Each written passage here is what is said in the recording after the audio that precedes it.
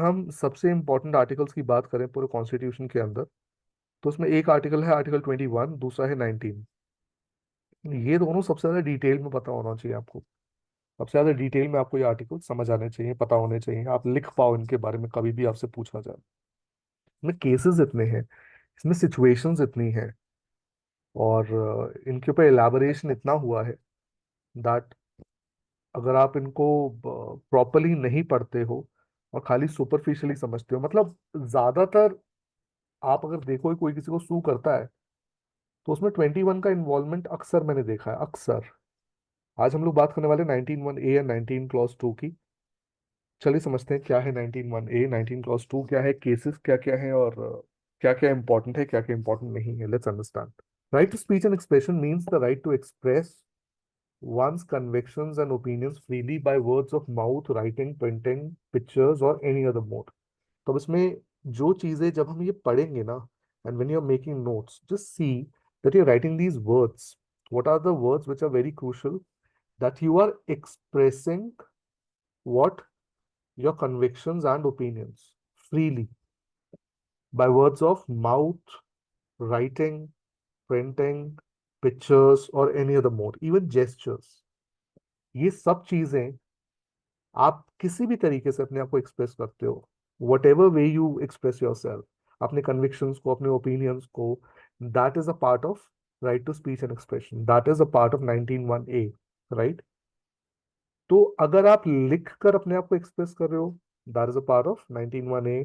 बोल के कर रहे हो, प्रिंट करके कर रहे हो, पिक्चर्स कर रहे हो, कार्टून बना रहे हो, वट एवर यू डू, जैसे भी आप खुद को एक्सप्रेस कर रहे हो, अपने कन्विक्शंस को या ओपिनियंस को, that is a part of 19(1)(a। Right. Now, it does includes the expression of one's ideas through any communicable medium or visible representation। ये हमने समझ लिया, हमें एक ही बात को 10-10 बार नहीं समझना। किसी भी तरह से, जिस भी तरीके से आप कम्युनिकेट कर सकते हो अपनी बात को, या कोई भी विजिबल रिप्रेजेंटेशन कर सकते हो, वो सारा कुछ आपका एक्सप्रेशन में इंक्लूड हो जाता है। It includes the right to propagate or publish the views of other people. Otherwise, this freedom would not include the freedom of press। तो वही मैंने अभी आपको बताया कि अगर आप दूसरों के बातों को, दूसरों के व्यूज को भी पब्लिश कर रहे हो, दूसरों के व्यूज को भी प्रोपेगेट कर रहे हो, तो भी वो इसी फ्रीडम का पार्ट है, इसी राइट का पार्ट है। ठीक है। तो दूसरों के आइडियाज को भी पब्लिश करना या दूसरों के आइडियाज को भी प्रोपेगेट करना, that is also part of this particular freedom. ठीक। तो अगर आप इतना समझ लेते हो तो आप इसकी डेफिनेशन तो समझ ही जाते हो कि स्पीच एंड एक्सप्रेशन में क्या क्या आ रहा है। पहली बात ये आ रही है, आप किसी भी तरीके से एक्सप्रेस करो, मुंह से, बोलकर, लिखकर, प्रिंट करके, फोटो के थ्रू, कैसे भी करो। कोई भी कम्युनिकेबल मीडियम हो सकता है, किसी भी तरह से विजिबल रिप्रेजेंटेशन हो सकती है। तीसरी बात, पब्लिकेशन भी इसका पार्ट है, तभी प्रेस भी इसका पार्ट है। एंड चौथी बात, कि फ्रीडम ऑफ प्रेस के साथ क्या आता है, कि आप सिर्फ अपने आइडियाज को प्रोपगेट नहीं कर रहे, आप दूसरे के आइडियाज को भी प्रोपगेट कर रहे हो, पब्लिश कर रहे हो। क्योंकि इसके अंदर हम सब जानते हैं राइट टू नो भी आता है, राइट टू नो, जानने का हक। तो अगर पब्लिक को राइट टू नो है, वो तभी तो फुलफिल होगा जब हर किसी को दूसरे के व्यूज भी प्रोपगेट करने का हक है। अगर किसी को दूसरे के व्यूज प्रोपगेट करने का हक ही नहीं होगा तो पब्लिक जाने ही कैसे। जैसे आप न्यूज़पेपर पढ़ते हो, वहां पर किसी का आर्टिकल आता है तो वो खाली अपने व्यूज नहीं बता रहा होता, पूरे समाज के व्यूज बता रहा होता है। तो वहां पर ये जो राइट टू नो है, ये किसका राइट टू नो है? Of the public, of the general public. और उसको फुलफिल कौन कर रहा है? प्रेस फुलफिल कर रही है। राइट। अब इससे होता क्या है, फायदे क्या है बताओ? फ्रीडम ऑफ एक्सप्रेशन के बेनिफिट्स बताओ मुझे, कंसोलिडेटेड बेनिफिट्स मुझे बताओ कि आपके हिसाब से what are the benefits of having this freedom of expression. पहली बात तो, it helps to attain self fulfilment. Self fulfilment में बहुत हेल्प करता है ये। एक इंडिविजुअल फुलफिल्ड फील ही नहीं करेगा अगर वो बोल नहीं पा रहा। Right. Second is discovery of truth. सच्चाई की डिस्कवरी होती है। डिस्कवरी ऑफ ट्रूथ होगा तभी आप सोसाइटी को सही से चला पाओगे। If there is no discovery of truth, तो आप झूठ पे तो नहीं चल सकते। तो right to know, which is an important part of this, right to know plus right to express, it strengthens the capacity of an individual in participating in decision making। जैसे भी जजमेंट मेकिंग की बात हो रही तो बिल्कुल वैसे decision making में बहुत हेल्प करता है। चौथी बात, it provides a mechanism by which it would be possible to establish a reasonable balance between stability and social change. ये आपको बैलेंस करने में हेल्प करता है स्टेबिलिटी एंड सोशल चेंज को। सोशल चेंज क्या है? जो रेगुलर चेंजेस हो रही है। स्टेबिलिटी क्या है? जो हमारा something which remains with us, which doesn't change, जो चीज हमें स्टेबल रखती है या हम जिस तरह स्टेबल रहते हैं। तो उसके बीच में जो बैलेंस है ना, वो एक्सप्रेशन से ही आ रहा है कि सोशल चेंज कितनी होनी है, कहाँ पर स्टेबल रहना है। That balance between the two, between stability and change, that comes from expression, and that comes from knowledge, that comes from the information that we receive, right? Okay. Now 19 clause 2 क्या करता है? 19 clause 2 हमें restrictions बताता है कि किस basis पर आप किसी को चुप करवा सकते हो, कहां पर गवर्नमेंट इंटरवीन करके किसी को, किसी का स्पीच एंड एक्सप्रेशन को ताला लगा सकती है, कहां पर चुप किया जा सकता है लोगों को। तो क्या क्या ग्राउंड्स हैं इसके? पहला सिक्योरिटी ऑफ स्टेट है। सिक्योरिटी ऑफ स्टेट, और ये सब ना डिटेल में पढ़ेंगे अभी क्या क्या होता है। दूसरा, friendly friendly relations with foreign states. Third is public order. Fourth is decency and morality. ये सब डिटेल में करेंगे। Fifth is contempt of court. Sixth is defamation. Seventh is incitement to offence. And eighth is integrity and sovereignty of India. इसको भी करते हैं detail में, ठीक है। पहले एक केस पढ़ते हैं, Prabhudatt versus union of India. ये किसको याद है पहले मुझे बताओ। और इस केस के साथ कुछ बहुत इंपॉर्टेंट एसोसिएटेड है। ये सबसे ज्यादा ब्रूटल मर्डर्स में से एक था, जो रंगा और बिल्ला वाला केस था। इसमें ना एक नेवी का कैप्टन था, एक नेवी का कैप्टन था। इनके जो दो बच्चे थे, they were like very smart kids, and इनका ना रेडियो पे प्रोग्राम आने वाला था। एक बेटी थी 16 साल की, और एक बेटा था 14 साल का, ठीक है। तो नेवी के जो कैप्टन थे, इनके बच्चे जा रहे थे रेडियो स्टेशन तक जहां पर इनका इंटरव्यू आने वाला था, रेडियो पर। एंड ये वहां नहीं पहुंचे। तो जब इनके फादर को पता लगा, 8 बजे का शो था, एंड दे वो वेटिंग, ये सब घर में वेट कर रहे थे कि 8 बजे हमारे बच्चे जो हैं वो रेडियो पर आएंगे। तो जब पता लगा वो नहीं आए, रेडियो पर उनका शो नहीं आ रहा, तो उन्होंने कॉल किया और उन्होंने कहा आपके बच्चे पहुंचे ही नहीं हैं अभी तक। Then this navy captain, he went to the radio station and he inquired further. वो बच्चे नहीं मिले। And then gradually the search started. पूरी नेवी की टीम यहाँ पे लग गई थी इनके बच्चों को ढूंढने में, प्लस पुलिस भी एक्टिव हो गई थी। बट उससे पहले दो ऐसे लोग थे जिन्होंने दो घटनाएं अलग अलग जगह पर रिपोर्ट की थी पुलिस को, और पुलिस ने वहां पे एक्शन नहीं लिया था। तो एक आदमी ने बताया कि उसने देखी है एक फिएट गाड़ी, और फिएट गाड़ी के जो पीछे वाली सीट थी उस पे एक लड़की बैठी थी, और वो जोर जोर से चिल्ला रही थी। और जब उसने पुलिस को रिपोर्ट किया, जो जिस आदमी ने देखा, तो पुलिस ने कोई एक्शन नहीं लिया। Then after some time another man reported a similar issue कि एक फिएट गाड़ी निकली है यहाँ से, जिसमें एक लड़की पीछे बैठी हुई है, वो जोर जोर से चिल्ला रही थी। और जब झांक के अंदर देखा तो जो लड़का था वो उसकी गोद में था, और उसके सारा खून बह रहा था। एंड स्टिल पुलिस ने इस बात को आया गया कर दिया, कोई एक्शन नहीं लिया गया। देन आफ्टर दैट, जब ये सारी रिपोर्ट मिली और ऊपर से पॉलिटिकल प्रेशर क्रिएट हुआ, पूरी देश को पता लगा और पुलिस लग गई, दे स्टार्टेड सर्चिंग। बहुत टाइम बाद एक रिज था, और रिज के पास दो लाशें मिली। दोनों बच्चों को मार दिया गया था। इसकी डिटेल में अगर जाएं तो इश्यूज पॉलिटिकल थे, कुछ लोग कहते हैं। लेकिन इसका जो रीजन पुलिस ने बताया था वो ये था, इनको करनी तो किडनैपिंग ही थी, ये बच्चों को किडनैप ही करना चाह रहे थे। बट जब इनको पता लगा कि इनका फादर नेवी ऑफिशियल है, तो उन्होंने इस बात को, और पता लगा कि अच्छी बड़ी पोस्ट पर है, तो उन्होंने सोचा कि पैसा नहीं मिलेगा और हम लोग फंस जाएंगे, तो उन्होंने बच्चों को मार डाला था। ये सबसे ब्रूटल केस था। उस टाइम पर प्राइम मिनिस्टर से इस्तीफा मांग लिया गया था। मोरारजी देसाई थे उस टाइम पे प्राइम मिनिस्टर, उनसे इस्तीफा मांग लिया गया था। और बहुत हल्ला हुआ था। संसद में भी इसके ऊपर बहुत सवाल जवाब हुए थे। एंड ये कोई मिस्टर चोपड़ा थे जो उनके फादर थे ना, ये जो बच्चे थे, इनके फादर जो थे नेवी कैप्टन थे, वो चोपड़ा जी थे।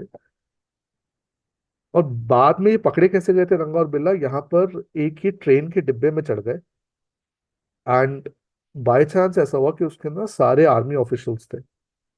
और वहां पे ये लोग भिड़ गए, लड़ गए किसी से, और जब आपस में बात बात हुई एंड इन्होंने कुछ आपस में मराठी में बात करी, एंड अब आर्मी ऑफिसर्स को लग रहा था ये छठे वो बदमाश है, एंड इनको फिर उसके बाद पुलिस के हवाले कर दिया गया था।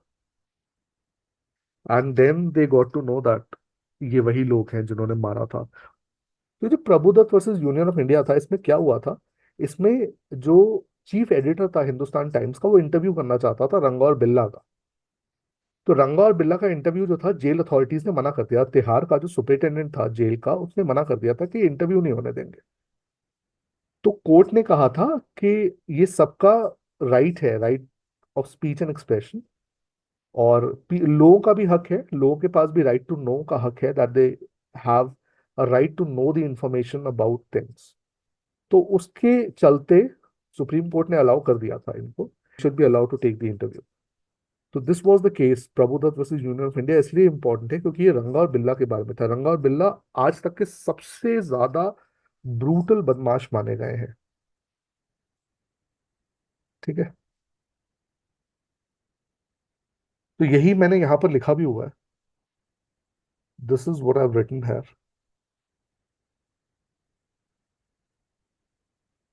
The Supreme Court has held that the right to know news and information regarding administration of the government, भाई जो भी गवर्नमेंट कर रही है उसके बारे में सारी इंफॉर्मेशन जानने का हक किसको है? लोगों को है। ठीक है, और वो कहीं ना कहीं फ्रीडम ऑफ प्रेस का पार्ट ही है। तभी तो लोगों को पता लगता है कि फ्रीडम ऑफ प्रेस है, and which comes from article 19(1)(a). The press can obtain information from an individual, अगर वो खुद से इंफॉर्मेशन देना चाह रहा है कोई भी इंडिविजुअल, तो प्रेस के पास पूरा हक है, वो उससे वो इंफॉर्मेशन ले सकती है। तो press can obtain information from an individual when he voluntarily agrees to give such information. तो प्रेस के पास हक है, और कोई अपनी इंफॉर्मेशन वॉलंटरली देना चाह रहा है, तो प्रेस के पास पूरा हक है कि वो उस इंफॉर्मेशन को ले। In the instant case, the court directed the superintendent of the Tihar jail to permit the chief reporter of Hindustan Times।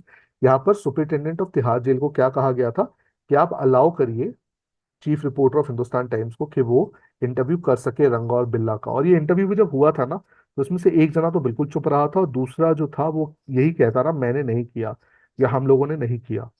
अब कितना सच था कितना झूठ था किसी को नहीं पता, बट प्रूव यही हुआ था कि इन्हीं लोगों ने किया। इनको लटका दिया गया था, मतलब फांसी की डिमांड, पूरा देश फांसी की डिमांड कर रहा था। ये लास्ट में प्रेसिडेंट तक गए थे, प्रेसिडेंट ने भी इनको वो नहीं किया था, बख्शा नहीं था। ये लटका दिए गए थे दोनों। राइट टू इन्फॉर्मेशन हम सब जानते हैं, और मैंने क्वेश्चन एक बार पूछा भी था ग्रुप में कि राइट टू इन्फॉर्मेशन जो है इसकी रिपोजिटरी क्या है, कहाँ से ये आ रहा है, कहाँ से इसका सोर्स है राइट टू इन्फॉर्मेशन का। तो राइट टू इन्फॉर्मेशन का जो सोर्स है वो हमारा 19(1)(a) ही है। क्योंकि राइट टू नो जब हम कहते हैं तो राइट टू नो से ही निकल कर राइट टू इन्फॉर्मेशन एक्ट आता है। पहले क्या क्या हुआ करता था, पहले भी had freedom of information act 2002 हुआ करता था, उसके बाद 2005 में राइट टू इन्फॉर्मेशन एक्ट आया था। अब ये भी इंपॉर्टेंट केस है। अब हाई कोर्ट ने यहाँ पे ये कहा था कि जो मैंने भी आपको बात बताई, और इस केस को आपको याद रखना है कि source of right to information does not emanate from right to information act. उन्होंने कहा जो सोर्स है राइट टू इंफॉर्मेशन का, वो कहीं पर भी राइट टू इंफॉर्मेशन एक्ट से निकल के नहीं आ रहा। ये जो एक्ट है इससे नहीं निकल रहा, इससे राइट टू इंफॉर्मेशन नहीं निकल के आता। इसका सोर्स क्या है? इसका सोर्स है 19(1)(a). 19(1)(a) से ही हम लोग राइट टू इंफॉर्मेशन की बात करते हैं, it is not this particular act. तो secretary general supreme court of India versus Subhash Chandra Agarwal का केस है, इंपॉर्टेंट केस है। मैंने बहुत सारे छांट के केसेस लेकर आया हूँ, सारे केसेस नहीं किए हैं, तो अगर इसके सारे केस करने बैठेंगे ना, इतने केस है इसमें। अभी तो मैं एक लिस्ट दिखाऊंगा आपको, 21 केसेस आते हैं जो इंपॉर्टेंट है। तो union of India versus association for democratic reforms.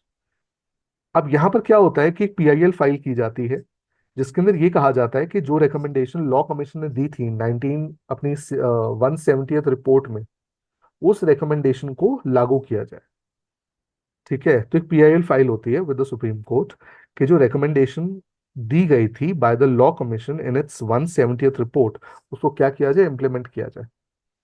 ठीक, तो मई 2002 को क्या किया जाता है, सुप्रीम कोर्ट कहती है, एक अपनी जजमेंट डिलीवर करती है, वो कहती है कि जितने भी कंटेस्टेंट्स हैं या जितने भी लोग इलेक्शन में खड़े हो रहे हैं, उन सबकी एजुकेशन, एसेट्स, लाइबिलिटीज, उनके क्रिमिनल एंटेसिडेंट्स यानी कि जो भी उनके क्रिमिनल केसेस चल रहे हैं, और ये सारी इंफॉर्मेशन जो है, it should be given to the public. और उन्होंने किसको डायरेक्ट किया था इसके लिए? इलेक्शन कमीशन को डायरेक्ट किया था कि आप इसको एक कंपल्शन अपना 324 यूज करिए। 324 क्या है? It is the power with the election commission. तो 324 का यूज करिए और इन चीजों को कंपलसरी बनाइए कि बेनिफिट ऑफ द वोटर के लिए उनको पता हो कि जो लोग खड़े हो रहे हैं इलेक्शन में उनका एजुकेशन क्या है, एसेट्स क्या है, लाइबिलिटीज क्या है, क्रिमिनल एंटीसिडेंट्स क्या है। ठीक है। तो इलेक्शन कमीशन ने वही किया, सुप्रीम कोर्ट के ऑर्डर को टाल तो सकता नहीं था, उन्होंने नोटिफिकेशन इशू किया, कंपलसरी कर दिया। लेकिन अब इसमें क्या होता है हम सब जानते हैं कि जैसे ही सुप्रीम कोर्ट कोई ऐसा ऑर्डर करती है जिससे लेजिस्लेचर अग्री नहीं करती, तो लेजिस्लेचर क्या करती है? एक नया लॉ बना देती है। बट लॉ के भी ना कुछ वर्डिंग्स होते हैं। लॉ में आप एक बार ये तो लिख सकते हो कि जुडिशियल रिव्यू अलाउड नहीं है, आप ये नहीं लिख सकते कि जो भी जजमेंट आई है वो मानी नहीं जाएगी। This is not allowed. एक केस हमने पहले भी इसका किया था, इफ यू रिमेंबर, जिसमें मैंने बताया था आपको कि किसी भी लॉ में या किसी भी रूल बुक में ये नहीं लिखा जा सकता बाय द लेजिस्लेचर कि जो पिछली जजमेंट आई थी सुप्रीम कोर्ट को उसको ना माना जाए। This is not allowed. उसके एंटी कोई लॉ बनाया जा सकता है, but you can not explicitly right कि सुप्रीम कोर्ट के जजमेंट को ना माना जाए। तो यहाँ पे इन्होंने क्या किया, इन्होंने जो रिप्रेजेंटेटिव पीपल एक्ट था, जो आरपीए जिसे कहते हैं, representative of representation of people's act, इसमें क्या किया इन्होंने? कोर्ट की जजमेंट को, इलेक्शन कमीशन की जो नोटिफिकेशन थी उसको निगेट कर दिया। कैसे निगेट किया? इन्होंने सेक्शन 33 डाला, और सेक्शन 33 में इन्होंने ये कहा कि किसी भी कैंडिडेट को कुछ भी डिस्क्लोज करने की जरूरत नहीं है। और उन्होंने एक्सप्लिसिटली ये भी मेंशन कर दिया कि जो भी सुप्रीम कोर्ट की जजमेंट आई है वो अब से नहीं मानी जाएगी। They explicitly mentioned that also, and they also said that there's no need to disclose or furnish any information. ठीक है। और उन्होंने ये भी कहा था कि जो सिलेक्ट होगा या जो इलेक्ट हो जाएगा सिर्फ वही इंफॉर्मेशन देगा। वो भी किसको देगा? प्रिसाइडिंग ऑफिसर को देगा ऑफ द हाउस। जो हाउस का प्रिसाइडिंग ऑफिसर है उसको इन्फॉर्मेशन देगा। अदरवाइज आपको कोई भी इंफॉर्मेशन डिस्क्लोज करने की जरूरत नहीं है जब तक आप इलेक्ट नहीं होते। ठीक है। तो यहाँ पर क्या हुआ, पीयूसीएल जो थी अपना, people's union of civil liberties, ये it is a kind of a group. ठीक है। It is a non governmental organisation है पीयूसीएल। इन्होंने क्या किया, ये लोग फिर से कोर्ट गए। इन्होंने कहा कि जो आपने जो ऑर्डर दिया था, सुप्रीम कोर्ट से कहा, उसको इम्प्लीमेंट तो किया नहीं गया, और उसके ऊपर से क्या हो गया? उसके ऊपर से यहाँ पर एक नया लॉ पास कर दिया गया which was under section 33 of RPA, कि कोई भी इंफॉर्मेशन डिस्क्लोज करने की जरूरत नहीं है, and in fact you don't even have to agree with what the Supreme Court said. तो यहाँ पर फिर सुप्रीम कोर्ट ने अच्छी खासी इनको झाड़ लगाई थी। इन्होंने कहा कि ऐसा क्या है जो आप छुपाना चाहते हो, and why is it that the people should not know about dacoity, murder, anything which has been done by the politician. और पॉलिटिशियन ने ऐसा कुछ किया है तो उसको क्यों ना जाने पब्लिक? ये क्वेश्चन इन्होंने रखा था। ठीक है। The court held that the parliament had no legislative competence to direct the state or instrumentality to disobey the orders of the court. पहली बात तो सबसे बड़ी परेशानी तो यही आ जाती है कि आप डिसओबे करने को कैसे कह रहे हो कि कोर्ट के ऑर्डर को डिसओबे किया जाए? हाउ कैन यू एक्सप्लिसिटली से कि कोर्ट के ऑर्डर को ना माना जाए? The parliament can not declare that the law declared by the Supreme court is not binding. ये आप कभी नहीं कर सकते। आई मीन ठीक है आप पिताजी हैं, बट आप दादाजी के ऑर्डर को मना नहीं कर सकते। Supreme court is what? It is the बड़े पापा ऑफ द कंट्री। तो बड़े पापा ने अगर कह दिया तो आप ये नहीं कह सकते कि आज से बड़े पापा की बात तो कोई नहीं सुनेगा। That's not allowed, right? Article 19(1) includes right of voters to have basic information. तो 19(1) में बेसिक राइट है कि बेसिक इंफॉर्मेशन होनी चाहिए इनके पास कैंडिडेट्स की। Freedom of expression is not limited to oral और written expression but also includes voting as a form of expression. ठीक है। तो खाली फ्रीडम ऑफ एक्सप्रेशन, अभी तक हम लोगों ने क्या कहा था, मुंह से बोला हुआ, लिखा हुआ, सारा कुछ। लेकिन वो कह रहे हैं कि जो वोटिंग होती है वो भी तो एक तरह का एक्सप्रेशन ही है।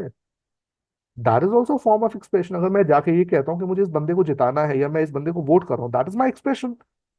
तो उस एक्सप्रेशन को भी प्रैक्टिस करने के लिए मुझे क्या चाहिए? मुझे क्या एड चाहिए? मुझे इंफॉर्मेशन चाहिए, इंफॉर्मेशन अबाउट द कैंडिडेट।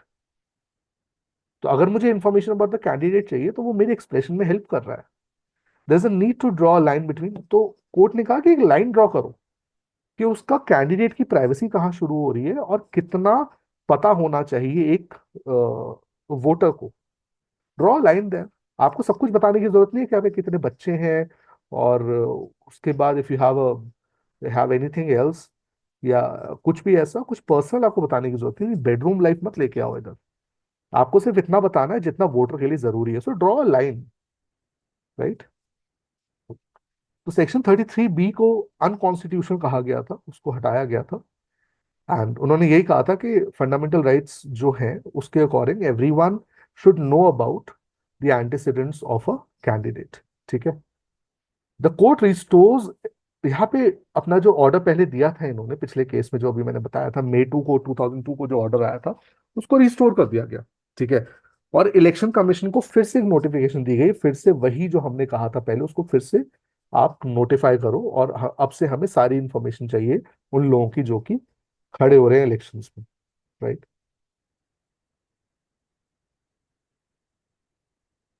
अब ये कुछ इंपॉर्टेंट केसेस थे जो अभी हम लोग करेंगे, एक एक दो दो लाइन में ही करेंगे, बहुत डिटेल में नहीं जाएंगे।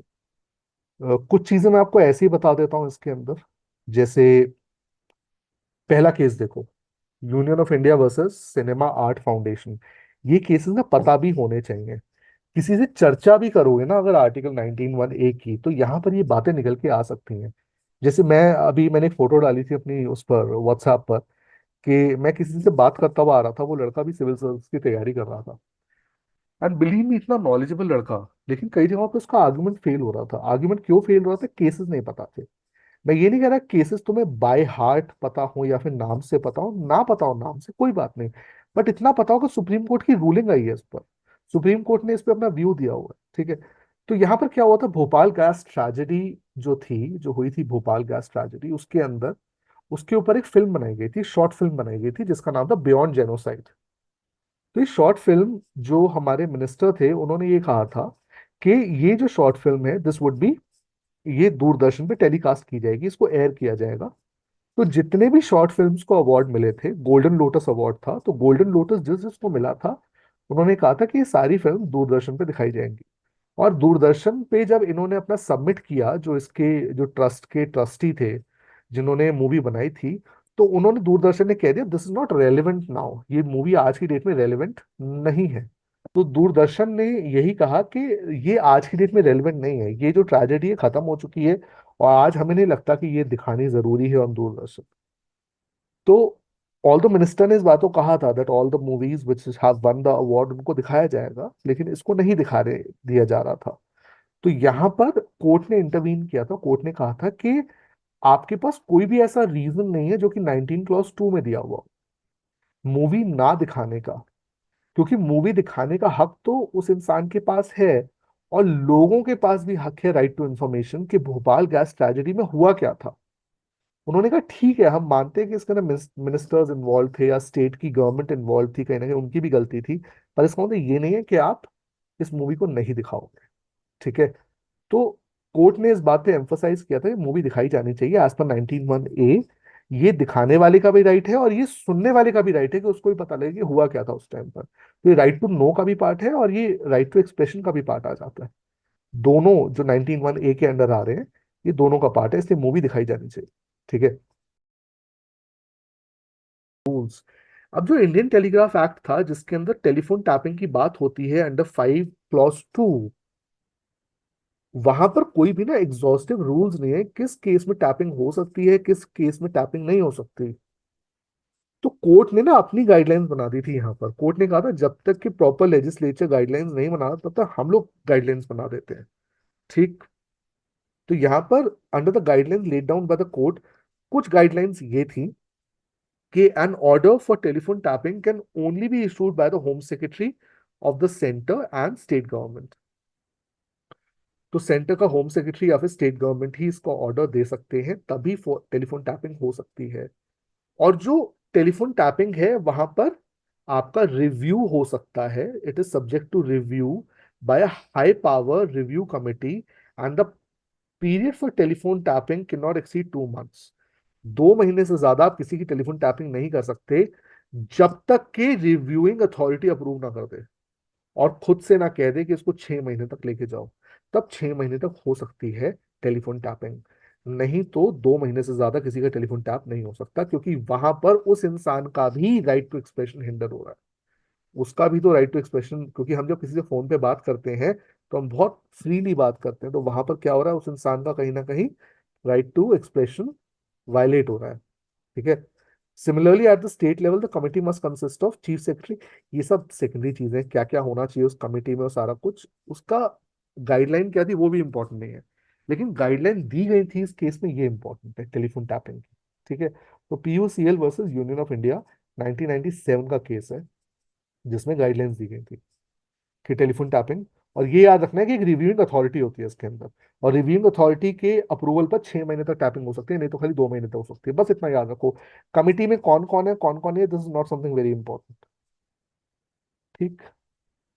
फिर communist Party of India versus Bharat Kumar and others, यहां पर यह कहा गया था कि अगर कोई पार्टी या कोई इंसान बंद लागू करना चाहता है, बंद का मतलब क्या होता है, हम लोग जब छोटे थे इसको चक्का जाम कहते थे, चक्का जाम लग जाता था जब कोई पर्टिकुलर ग्रुप ये कह दे कि कोई भी बाहर नहीं निकलेगा इस दिन, या कोई भी बस नहीं चलेगी, चलेगी तो फिर उसके कॉन्सिक्वेंसेस बुरे होते थे। तो बंद बोलते हैं या फिर चक्का जाम बोलते हैं, चक्का जाम का मतलब द ट्रैफिक वोंट रन। तो बंद घोषित किया गया था by Communist Party of India. तो गवर्नमेंट ने ये कहा था कि ऐसा कोई बंद अलाउड है नहीं, और ये कहीं पर भी आपके 19(1) ए का पार्ट नहीं है, क्योंकि इसके अंदर जब आप बंद को इम्प्लीमेंट करने की कोशिश करते हो, कोई भी एक प्राइवेट ऑर्गेनाइजेशन जब बंद चलाने की कोशिश करती है, तो सारे उस जगह के लोगों का जो आर्टिकल 21 है वो वायलेट हो जाता है, आर्टिकल 19(1) ए वायलेट हो जाता है, और कितने आर्टिकल्स वायलेट हो जाता है, पूरा 19 ही वायलेट हो जाता है यार एक तरह से। भाई उसका ऑक्यूपेशन रुक गया वहां पर, वो काम पे नहीं जा सकता, वो असेंबल नहीं कर सकता कहीं पर, तो कितनी चीजें कर्ब हो गई ना। तो पूरा 19 और पूरा 21 तो वहां पे खत्म ही हो गया। तो उन्होंने कहा कि अगर आप किसी को ये धमका कर बंद को इम्प्लीमेंट करने की कोशिश कर रहे हो, ये कहकर कि अगर आप बंद में बाहर निकलते हो तो आपको मारा जाएगा, तो ऐसा कोई बंद हम लोग अलाउ भी नहीं कर सकते, उसने कहा, कोर्ट ने कहा। और दूसरी बात, अगर आप अपने 19(1) ए की बात कर रहे हो, kindly consider the article 19 of other people also. So just because you have right to expression doesn't mean कि आप दूसरों के लिए पूरा रास्ता ही बंद कर दोगे या फिर उनको अलाउ नहीं करोगे घर से बाहर निकलना। ठीक है।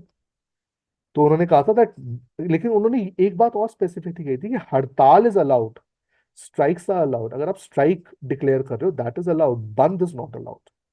ठीक है। यहाँ तक क्लियर हो, कोई डाउट तो नहीं है?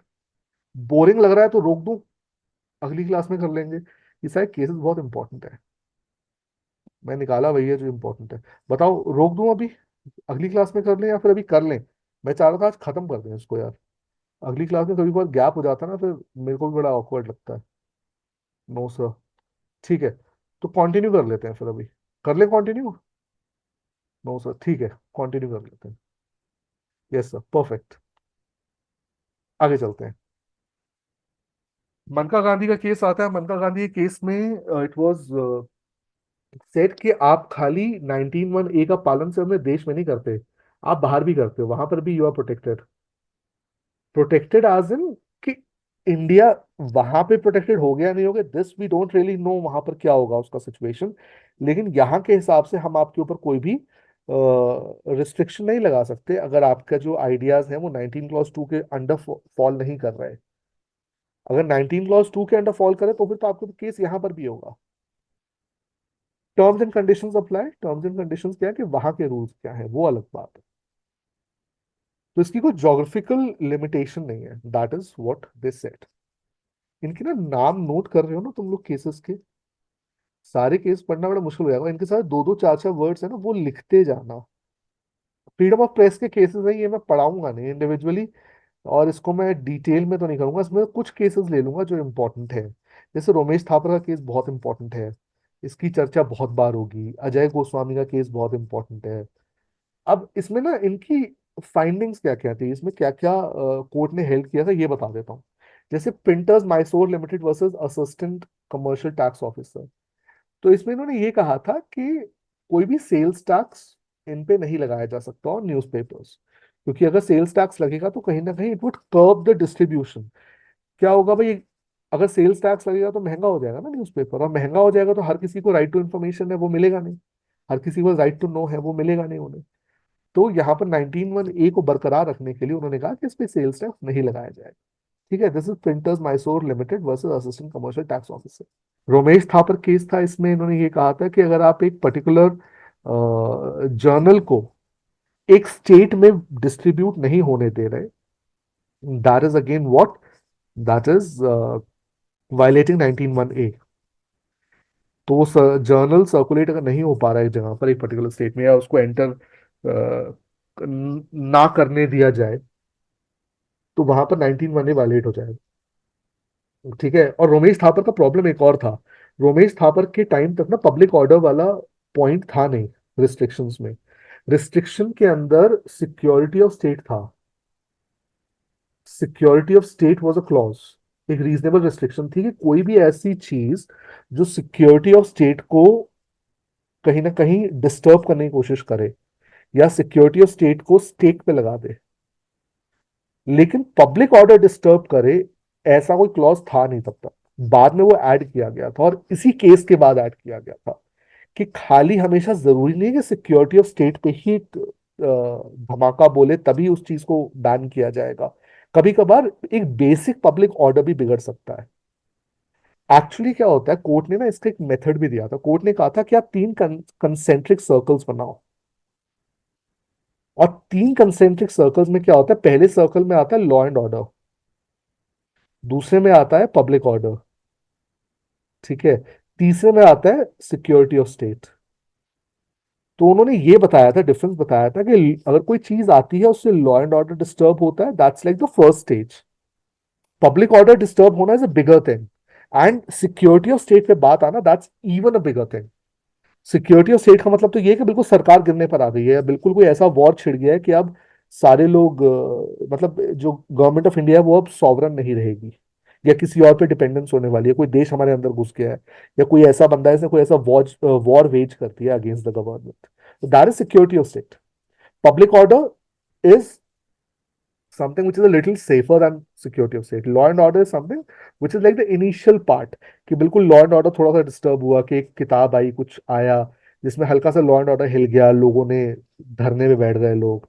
पब्लिक ऑर्डर कि उन्होंने पथराव ऐसा किया कि लोगों को डर लग रहा है वहां पर कि हमारे पर हमला हो जाएगा।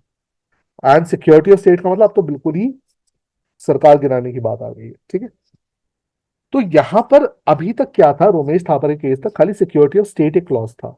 बाद में इस केस के जस्ट बाद पब्लिक ऑर्डर को भी ऐड किया गया कि हर बार जरूरी नहीं कि एसओएस ही होगा, कभी कभार पब्लिक ऑर्डर भी डिस्टर्ब होगा तो भी हम उस मटेरियल को बैन कर सकते हैं, या रोका जा सकता है उस मटेरियल को। बात क्लियर हो गई? बहुत ज्यादा मैंने कॉम्प्लिकेट तो नहीं कर दिया इस चीज को। रोमेश थापर केस इंपॉर्टेंट है क्योंकि